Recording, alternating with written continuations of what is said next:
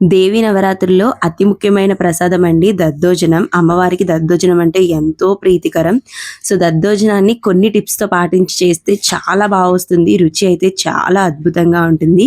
దద్దోజనాన్ని ఏ విధంగా తయారు చేయాలో చూసేద్దాం, వచ్చేసేయండి.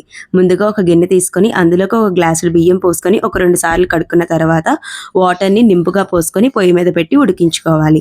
మనం రైస్ ఏ విధంగా కుక్ చేసుకుంటామో సేమ్ అదే విధంగా కుక్ చేసుకోవాలి. ఈలోపు పోపుని రెడీ చేసుకుందాం. ఒక 4-5 ఎండుమిర్చీలు, అల్లం ముక్క ఒక చిన్నపాటిది, ఒక గుప్పెడు కరివేపాకు, 1 టేబుల్ స్పూన్ జీలకర్ర, 1 టేబుల్ స్పూన్ ఆవాలు, బద్దమినపప్పు 1 టేబుల్ స్పూన్. నా దగ్గర లేదని చెప్పి నేను స్కిప్ చేసేసాను. సో, ఇందులో మనం జీడిపప్పును కూడా యాడ్ చేసుకోవచ్చు కావాలి అంటే.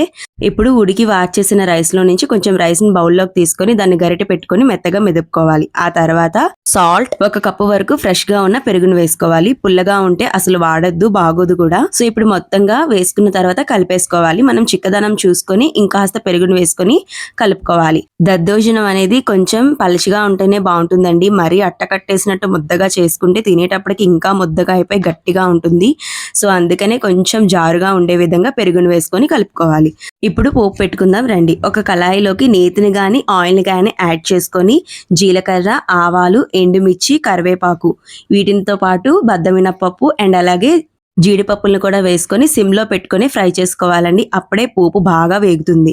సో, ఇప్పుడు మొత్తంగా ఫ్రై అయిపోయిన తర్వాత ముందుగా రెడీ చేసుకున్నటువంటి పెరుగన్నంలోకి ఈ పోపును కూడా వేసేసుకొని ముందుగా కట్ చేసుకున్నటువంటి అల్లం ముక్కలు అండ్ అలాగే మీకు ఇంకా కారం కావాలి అంటే పచ్చిమిరపకాయలు కూడా యాడ్ చేసుకోవచ్చు.